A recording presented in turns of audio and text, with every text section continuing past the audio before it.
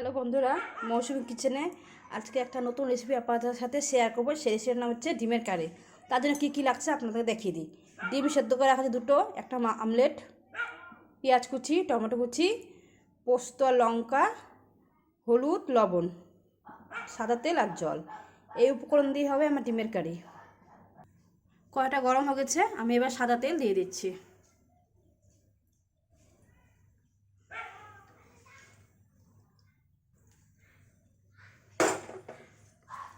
এর মধ্যে আমি দুটো ডিম ভেজে নিচ্ছি।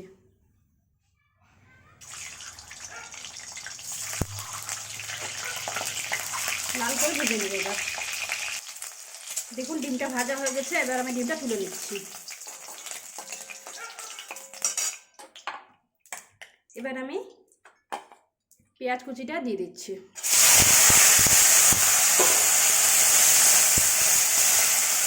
একটু পেঁয়াজ কুচিটা লাল লাল করে ভেজে নিতে হবে।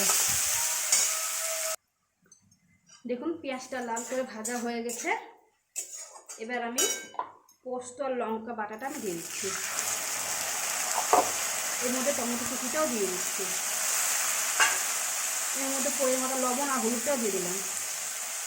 এটা ভালো করে এবার কষে নিতে হবে।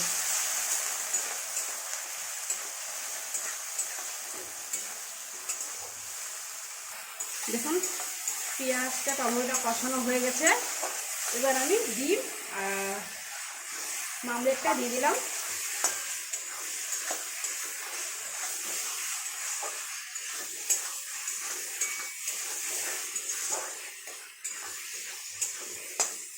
দেখুন কত সুন্দর হয়ে গেছে।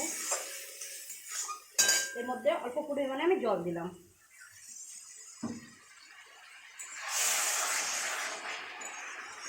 দু মিনিট ফুটে যাক, তখন নামিয়ে দেবো এটা। দেখুন ডিমের কারিটা আমার রেডি। এবার এটা আমি নামিয়ে নেব। দেখুন ডিমের কারিটা রেডি আমার।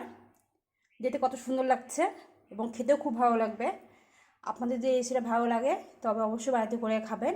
আর আমাকে লাইক, কমেন্ট, শেয়ার অবশ্যই করবেন। বাই।